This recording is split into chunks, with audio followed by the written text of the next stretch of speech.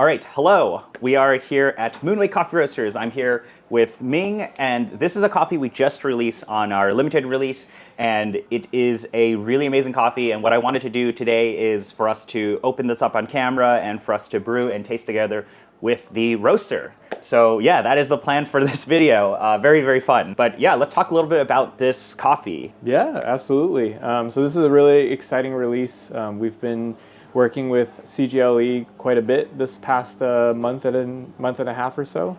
So this is Cafe Granja La Esperanza. It's a community group in Colombia. They have quite a bit of farms and a lot of heritage, but Las Margaritas is the farm that this a lot came from, and it's a really exciting one. It's a varietal that they actually produced. It's a hybrid variety called CGLE17. So it's a hybrid between a Gesha, which everybody knows and loves, but also Caturra, one of the oldest varieties that is very robust and great for farmers. It produces a lot of yield.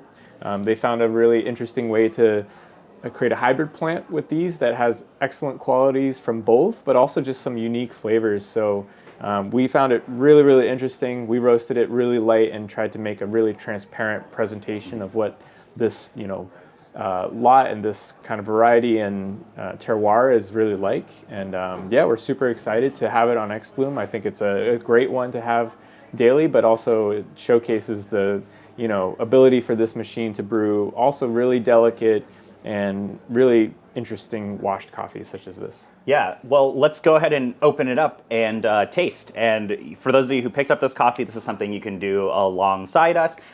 This is a coffee that I do want to mention. It is lightly roasted. You need to let it rest. So at the time of filming this video, we're about 30-ish days off roast. This is a coffee that you for sure can rest upwards of 8 to 12, even more, maybe even longer than that, and it'll really start to open up. So I would say we're even on like the fresher end. So this is the thing with roasting styles and all of that is like, you do want to let these coffees rest and open up, but also because it's nicely lightly roasted and there's a lot of stuff in this coffee for us to extract, you can push these coffees very, very hard. But let's go ahead and brew. So you want to open this up? Yeah, excited to.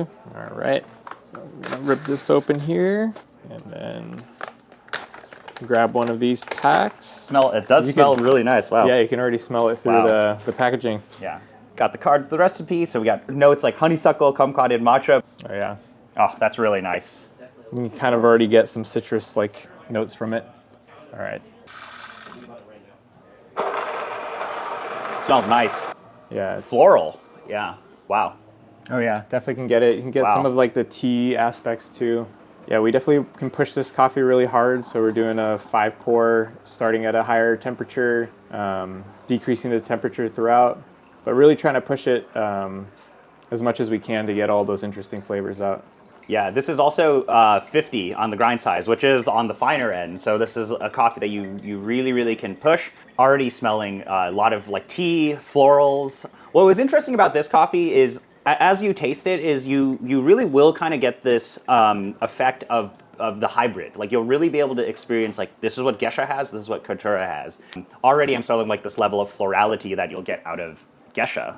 But yeah, this is a coffee that you for sure can brew in a variety of ways. We suggest you play with different grind sizes, different recipes and all of that. But it's really rest time, which is like, let this coffee rest, let it open up. And then, I like to do this where I get the coffee in, brew 1 cup and then see what you like and see how the coffee changes across the following weeks.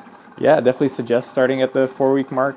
Usually when we have something that's like very, very clean, but also unique in terms of its varietal or terroir, we really want to roast it as light as possible to still get all that transparency and not cover it up with like too much acidity. So this one definitely, the longer you wait, the better.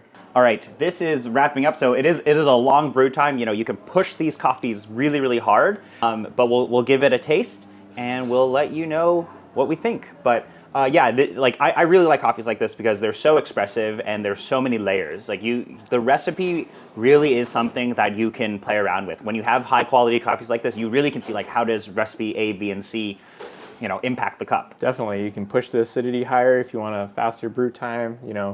Extract less, but you can also get much more nuances this way that we've preferred. All right, let's give this a taste. Wow, I mean already The level of aromatics of this coffee is just, it's really impressive. When you think about it from this just being like, a nice clean wash coffee, like we're getting so much layering in the, just the aromatics. Yeah, the quality of the aromatics, the nuances that are there. There's a lot happening here. Yeah. Wow. I think for me, it's definitely still the florals that hit first, but then just this really pleasant orange. I think we put kumquat, but very like in the citrus orangey realm sweetness and acidity that kind of ties it all together. And for me, it's definitely towards the back end. Like after you finish, after you swallow, you get a lot more of like the different types of teas, almost like green teas. There's some of that like tannin type bitterness that you get in a nice tea as well. Yeah, matcha, like a hand whisked, like a really nicely whisked matcha, you'll get that in the aftertaste.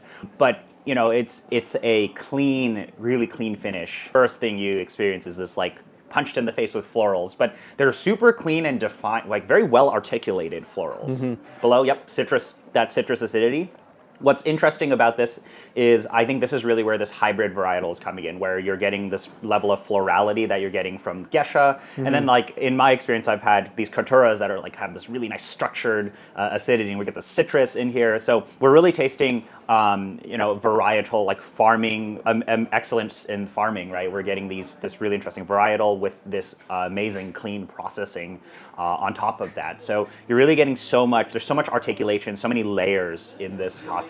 Yeah, definitely. I think it's like if you're really interested in how, coffee can be grown, and especially like the new varieties that people are trying to push out so that producers can sustainably create good harvest year after year. This is an exciting one that they've done in Colombia, and definitely worth checking out because, if you've had a million Geshas before from Colombia, you can definitely taste a lot of that quality there. But then, there's just a lot of like subtle differences. Yeah, and this is what's really impressive with this coffee, where it's like, because it has this level of florality, if you're learning about how to taste coffee, you can be like, oh wow, this is a very floral coffee. But for those of you who are a little more in tuned and you've tasted a lot of coffees, this is very impressive in the sense of like how some of these flavors are presented. It's like it's slightly different, and that's what's really interesting. Yeah, exactly.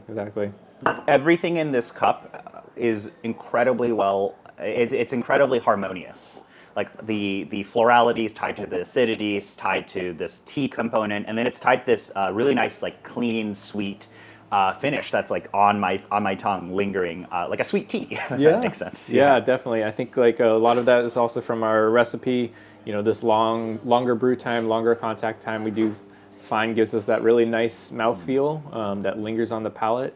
Just a really, really clean. Like I could definitely drink this every single day. There's no like getting sick of these like super nuanced and well-defined coffees like this. Yeah, I mean, I think what's most impressive to me is just like how I feel like I've tasted coffees that like Geshas, for example, where it's like you'll get a lot of florality in the finish. What's interesting is kind of flipped, where it's like this is floral forward, and then you get a lot of that acidity in the mid palate and then towards the back. So this is the hybrid that is very impressive to me, where it's like best components of both worlds of Gesha and Katura all mixed together, and this is just a really, really nice coffee. Yeah, well integrated. Yeah, no component is too overpowering because we do want to like pull out some of those nuances. And straight from a pod, no less, no effort at all. These are usually the trickier coffees to brew.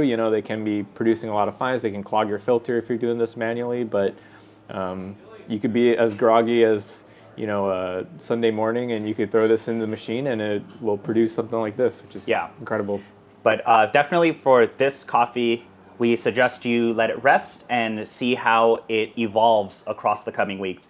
We're tasting this about 4 weeks off. I can envision this becoming even more intense and louder and even more layered, even 8 to 10 weeks from now, which is amazing. And that's really because we were working with this very vibrant and clean roasting style that Ming here has done on a coffee that can handle that type of roasting. So there's a lot to play with, and I think this is what will be really, really fun for you guys who are exploring recipes and how does a variable like grind size change flavors and so on and so forth.